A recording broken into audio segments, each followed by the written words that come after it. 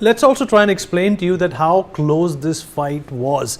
And that can only be done if we try and show you what kind of vote shares both the parties got to enjoy. If you're looking at 2025, the current elections that just finished, BJP got 48 seats and the vote share that they got to enjoy was 45.89% exactly. The Aam Aadmi Party with 22 seats were a close shave at 43.60%, and that is minuscule or rather marginal in terms of the vote share and the difference that they have with the BJP. That also goes on to tell you that the margins with which the Bharatiya Janata Party was able to form the government and win seats was not very big, and the Congress of course had a very petty share of 4% and other parties were in fact lesser than 1%. This also goes on to explain that the electorate somehow in a number of parts in Delhi is deeply divided as well. Let's look at 2020.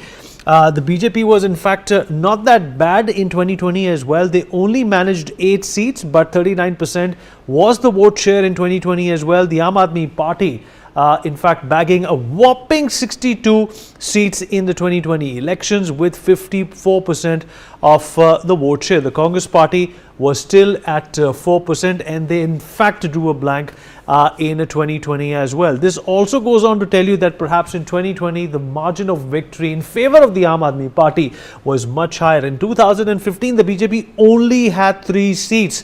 And if you look at their performance compared to 2015, they've come a long way, but the vote share way back was also 32.20 for the Bharatiya Janata Party, which of course is lesser than the current rate or the current vote share that they have enjoyed. The Aam Aadmi Party with 67 seats with a vote share of 54.30%, and the Congress that did not look as bad because they were very close to their glorious past in 2015, had almost 10% of the vote share, but were not able to bag any seats at this point in time as well. This also goes on to show that there was of course a legacy voter that the Congress Party was able to enjoy, and that's how they got those numbers. But once again, the Bharatiya Janata Party, like they did in West Bengal, they have also in fact spurred a similar kind of a victory or a similar kind of a performance in the capital city as well.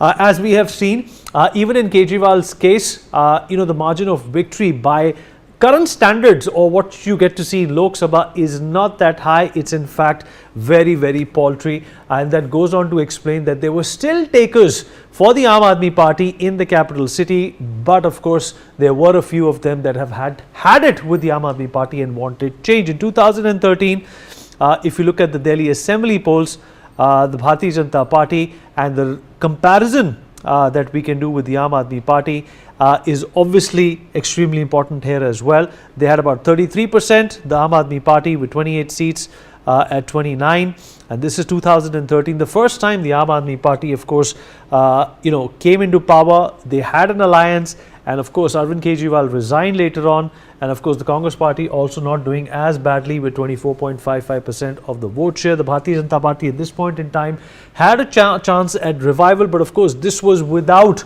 the Modi magic. The Bharatiya Janata Party was of course fighting this battle on its own projections and its own promises that they made to the Delhiites. And of course in 2008, the vote share comparison between the Congress Party and the BJP is also something that is very relevant here, with 36.34% of the Bharatiya Janata Party vote share more or less being intact to what we got to see in the later years as well, especially 2015.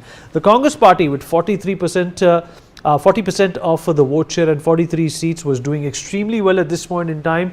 Sheila Dikshit was preparing for the Commonwealth Games, which were to happen in 2010. The day of newer flyovers and better roads was obviously something that was in fray. Well, on this note, we're going to dip into a very short break. We'll continue to analyze this situation, this existential crisis for the Aam Aadmi Party on the other side.